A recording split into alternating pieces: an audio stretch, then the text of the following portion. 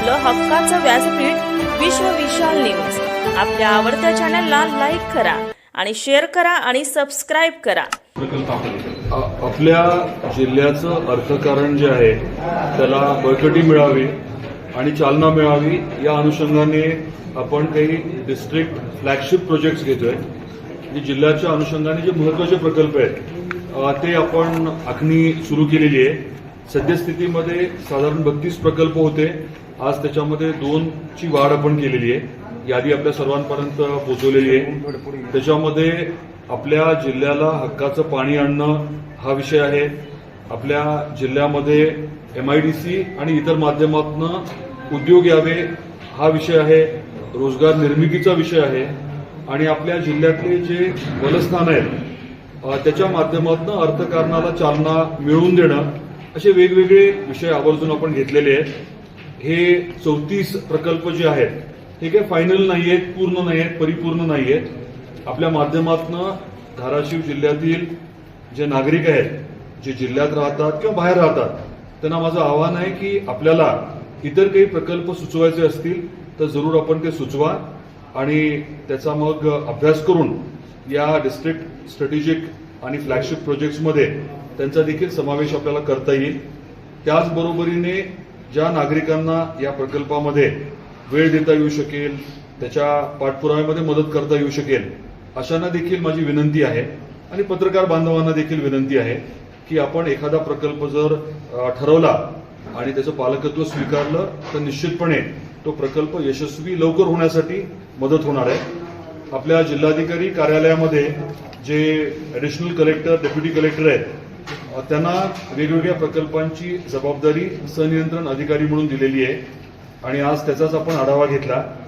प्रत्येक अधिकाऱ्यांना 1, 2, 3, 5 काहींना थोडेसे जास्त प्रकल्प दिलेत आणि त्यांनी अद्ययावत माहिती त्या प्रकल्पाची ठेवणं अपेक्षित आहे, पाठपुरावा करणं अपेक्षित आहे आणि कुठे अडचण आली तर मग आमच्या सगळ्यांची मदत घेणं अपेक्षित आहे. दादा, तुळजापूरला ते प्राणी संग्रहालय होणार आहे, ते कधी होणार आहे, साधारण स्वरूप काय आहे आणि ते कुठल्या स्टेजला आहे आता?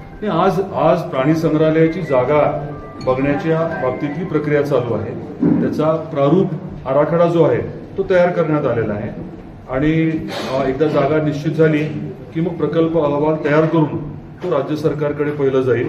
राज्य सरकारची काही मदत, केंद्र सरकारची काही मदत आणि कदाचित PPP मोडमध्ये काही गोष्टी करण्याचं ठरलेलं आहे. आणि ह्याचं लोकेशन जे आहे ते तुळजापूरला राहील, कारण साधारण 1.5 कोटी भाविक दरवर्षी तिथे येतात.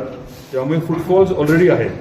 असा काही प्रकल्प आला तर मग तिथे आपली जी इच्छा आहे की आलेल्या भाविकांनी 1-2 दिवस तरी राहावं. त्याला निश्चित या प्रकल्पामुळे अजून जोड मिळेल, बळकटी मिळेल. साधारण स्वरूप काय असणार आहे, कुठले कुठले प्राणी असतील, आपण प्रपोज काय दिले, काय हा जो आहे तो मीडियम स्केलचा झू राहणार आहे. एकदम प्राथमिक नसणार आहे आणि अगदी खूप एक्झॉटिक ॲनिमल्स आहेत असंही नसणार आहे. वाघ, सिंह अशा प्रकारचे असतील, कोल्हे प्रजातीचे जे असतात ते असतील, माकडं, वानर असतील. आता ते बाकी डिटेल्स मी सांगण्यापेक्षा मीडियम साईजचा असेल, फार अगदी मुंबईसारखा नाही आणि एकदमच किरकोळ नाही, तर मीडियम साईजचा मात्र करायचा आहे. त्याचा प्रारूप जो अहवाल आलेला आहे, म्हणजे पहिला जो आराखडा तयार केलाय तो निश्चित काही दिवसांमध्ये आपल्याबरोबर शेअर करेन मी. दादा, तुळजाभवानीचा कळस आणि शिखराचा एक विषय होता. ASI ला तो अहवाल यायचा असं आपण सांगताय, परंतु राज्य पुरातत्व विभागाचा अहवाल आलेला आहे. तो अहवाल नेमका काय आहे? नाही, परवा बैठक आपल्या सर्वांना माहिती की झालेली आहे. आदरणीय आपले सांस्कृतिक कार्यमंत्री आशिष शेलारजी यांच्या अध्यक्षतेखाली बैठक झाली. तिथे राज्य पुरातत्व विभागाचे लोक आले होते आणि त्या दिवशी जास्त पाऊस असल्यामुळे ASIचे अधिकारी ऑनलाईन होते. चर्चेमधनं असा निर्णय झाला की आपण इतर काही तज्ज्ञांची मदत घ्यायला हवी आणि 30 दिवसाचा कालावधी त्यांना दिलेला आहे फायनल रिपोर्ट देण्यासाठी. फायनल रिपोर्ट आल्यानंतर या बाबतीतला निर्णय होईल. राज्य पुरातत्व विभागाने त्यांची जी काही भूमिका आहे ती आधीच स्पष्ट केलेली आहे. ASIने त्यांची भूमिका सांगत असताना म्हणावी तेवढी स्पष्टता नव्हती. त्यामुळे तिसरी एक एजन्सी म्हणजे कदाचित IIT असेल किंवा इतर तत्सम एजन्सीची मदत घेऊन 1 महिन्यामध्ये त्याचा फायनल अहवाल येईल. तो अहवाल जो आहे तो आशिष शेलार साहेबांच्या अध्यक्षतेखाली परत बैठक होऊन फायनल होऊन मग मुख्यमंत्री महोदय, दोन्ही उपमुख्यमंत्री महोदय यांच्या स्तरावरती अंतिम निर्णय होईल. कोणत्या साधारण संस्था असतील त्या खाजगी मी सांगितलं आहे की नाही. सरकारीच दादा, ना. त्याच्यामध्ये स्ट्रक्चरल आपल्याला सर्वांना समजून हे घ्यायला हवं की स्ट्रक्चरल इंटेग्रिटी आहे ती खूप महत्वाची आहे. एवढ्या मोठ्या संख्येने भाविक असतात, पुजारी असतात आणि आईची मूर्ती तिथे आहे.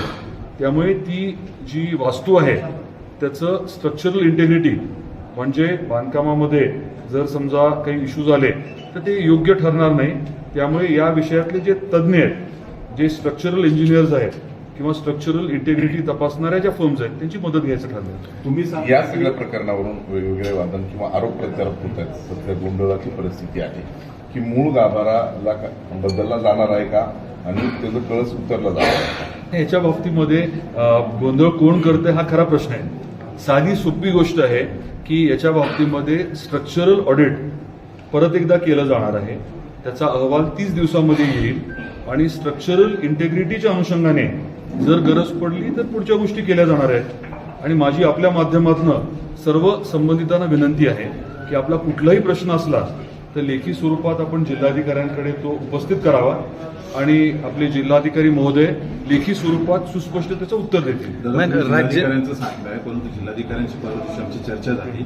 त्यांनी असं सांगितलं की राज्य पुरातत्व विभागाचा त्यांच्याकडे कुठल्याही स्वरूपाचा अहवाल किंवा पत्र किंवा कुठलाही विषय झालेला नाहीये. नेमकं मग हा विरोधाभास का? आपण स्वतः सांगताय की तो अहवाल आलेला आहे. नाही, मला काय वाटतं तुम्ही जिल्हाधिकाऱ्यांना आज लेखी पत्र द्या आणि त्याचं लेखी उत्तर ते तुम्हाला देतील ना.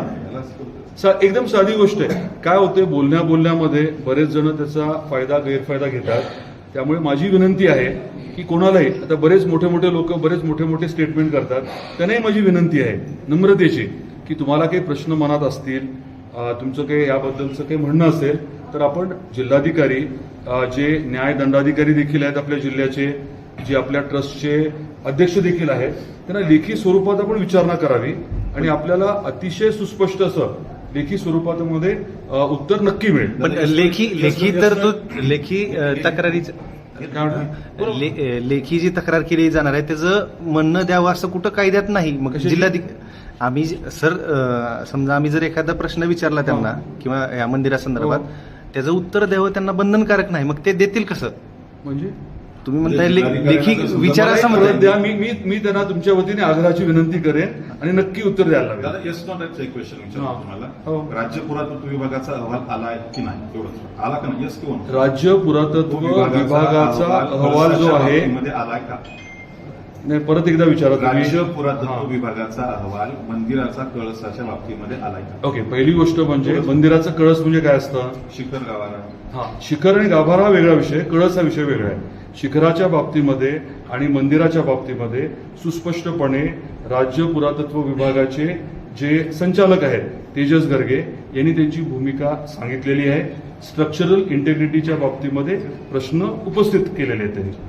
दादा, तुळजापूर मतदारसंघात मतचोरीचा आरोप खासदारांनी केलेला आहे. आपण त्या मतदारसंघाचं प्रतिनिधित्व करतात. आपल्याला काय वाटतं त्यांनी जो आरोप केला त्याच्यावर आरोप केला त्याची चौकशी व्हायला हवी ना, आणि चालली आहे मला वाटतं. त्यांचे जे आरोप आहेत ते साधारण तुमच्याकडे एक काय म्हणतो त्यांच्याकडे दुसरं काही करायला आहे का? दुसरं काही करायला आहे का? त्यांच्या आरोपापेक्षा या सर्व प्रकाराकडे आपण एक लोकशाहीचा घटक म्हणून कसं पाहताय? हा प्रकार कितपत गंभीर वाटतोय आणि याचा पाठपुरावा आपण करतो? एक गोष्ट स्पष्ट आहे की निवडणूक आयोगाचं जे मत आहे की चुकीचं काही झालेलं नाहीये, एकही चुकीचं व्यक्ती त्या मतदार यादीत नाहीये, हे जे त्यांचं म्हणणं पूर्ण देशभर सांगितलं जात आहे त्याला पुष्टी मिळते या प्रक्रियेतनं. आणि इतर काही गोष्टी जर काही असतील तर त्याची नक्कीच चौकशी व्हायला हवी, त्याच्याबद्दल काहीच डाऊट असायचं कारण नाही. जे आरोप झाले त्यांनी थेट तुमच्याशी संबंधित नाव घेऊन आपलं मुंबईतलं जे तेरणा कॉलेज आहे त्याच्याशी संबंधित हे लोक होते असा आरोप केलेला आहे. आरोप कोणी काही करू शकतं ना. आपलं हक्काचं व्यासपीठ विश्व विशाल न्यूज. आपल्या आवडत्या चॅनलला लाईक करा आणि शेअर करा आणि सबस्क्राईब करा.